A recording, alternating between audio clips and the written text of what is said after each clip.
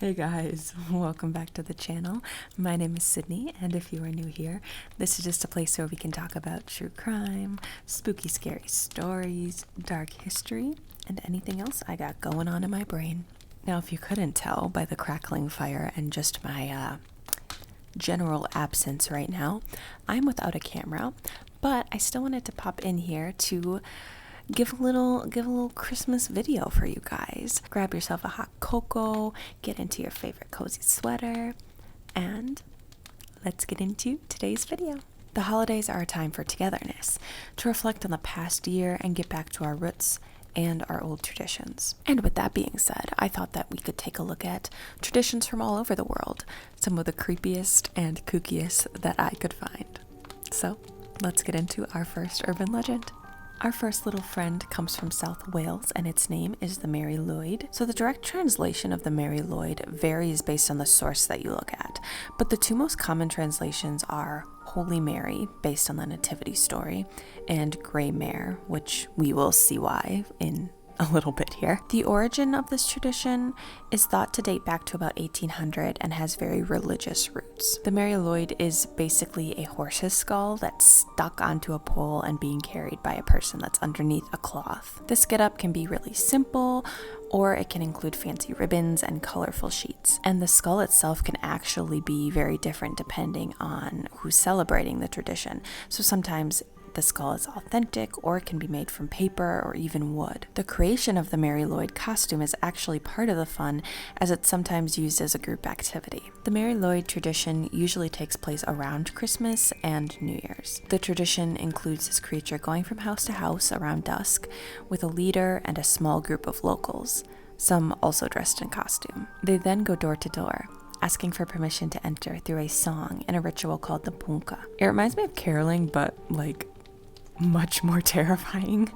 The homeowners then have to sing back, refusing the entry of the Mary Lwyd. There's then usually some sort of back and forth sing off until the family lets the creature inside. Mae'n werthu roi gola, mae'n werthu roi gola, mae'n werthu roi gola I gwelad. Mari Lwyd and Peasy, like Peasy, come.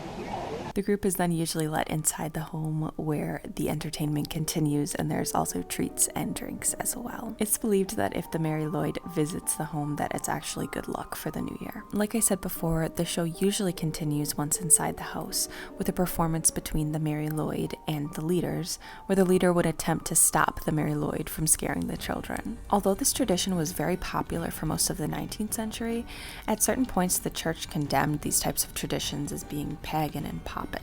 But also around this time, South Wales had very changing social conditions that naturally caused the culture to stray away from the Mary Lwyd tradition. That being said though, it resurfaced around the mid-20th century, and this was thought to be due to a reconnection of patriotism and the people of South Wales wanting to become closer to their culture and their heritage. We can see this through a variety of art, such as poems and music, that were made in later parts of the 20th century and into modern times as well.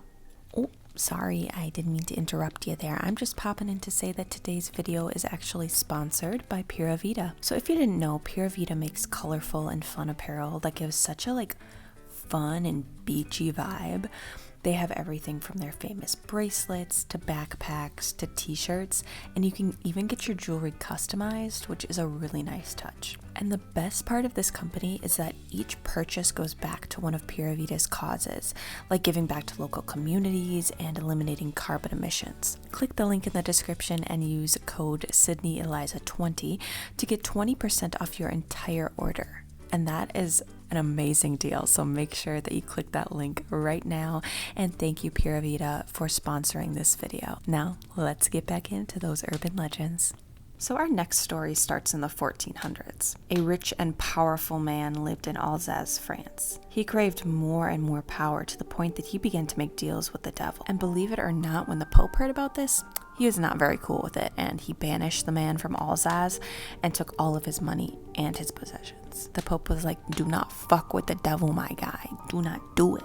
Anyway, this man was named Hans Trapp. Hans ended up building a very secluded home in Bavaria, and he became more vengeful and angry at the world as time went on. Some say that he began to dress up as a scarecrow, but others say that God just punished him by turning him into a scarecrow. Either way though, he did begin to develop a desire for human flesh. Don't ask me how this man went from 0 to 100, because I could not find the answer anywhere. But I don't know, man. I guess money will just do that to you. So the legend goes that Hans Trapp was looking for victims on a deserted road when he found a young boy and stabbed him with a stick. Hans then carried the boy back to his home where he sliced, diced, and cooked the boy up. But before he could take a bite of his delicious snack, he was struck down by a lightning bolt and died. It's said that Hans Trapp's spirit still lingers here in his scarecrow getup, waiting for the children to misbehave. So what's crazy to me is that this legend is actually based on a real person. Hans von Trotha was a knight who had property in both France and Germany from about 1450 to 1503. So he evidently got into an argument with the church over some of the belongings within one of his castles, and so Hans von Trotha subsequently just cut off the water supply to the nearby town by building a dam. So it's at this point that the two storylines kind of diverge, and I couldn't find one source that could agree on this, but either Hans von Trotha himself or the church broke down the dam, and this ended up flooding a shit ton of water into the town of Weisenberg. Because of all of this drama and the damage that was caused to the town, the Pope actually did excommunicate Hans for being a dick. That being said, unlike the legend of Hans Trapp, it does seem like the real Hans did go on to be pretty successful, and he actually served on the French royal court. So the legend of Hans Trapp is known to be kind of the opposite of Santa Claus, but he's way less harsh than Krampus is. He's kind of like a warning sign to be good. He likes to scare children, but he's not as menacing as Krampus, I guess. But to me anyway, the kidnapper and cannibal seems a little bit more haunting than a half-human, half-animal guy that just hits you with birch branches, but I don't know. Maybe that's just me. Throughout Germany, there's a counter character to Santa Claus visiting every house, although he doesn't just bring presents. Belsnickel, which translates to Fur Saint Nick in German, is a man dressed in torn and tattered clothes, draped in furs and carrying a whip.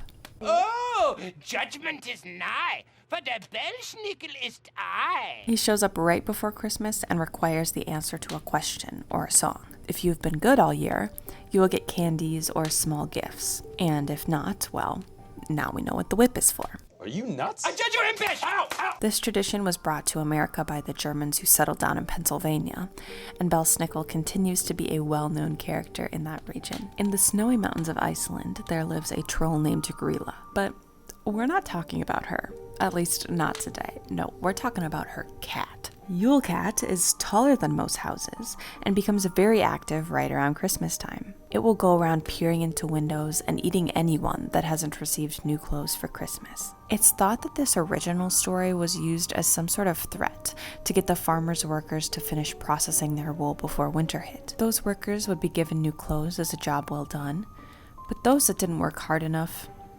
well, the Yule Cat would find them come Christmas time. Others believed that Yule Cat was made to be more of like a general threat. Like, if you don't do your chores and now you didn't get any new clothes for Christmas, oops, well, you're about to be cat chow, baby. However, I think my favorite reasoning that the Yule Cat was created was to remind families to give back around Christmas time, to give clothes to others if you already have enough, because, you know, then the Yule Cat won't need anyone for Christmas. Well guys, I hope that you enjoyed this video. I'm sorry the format is a little wonky.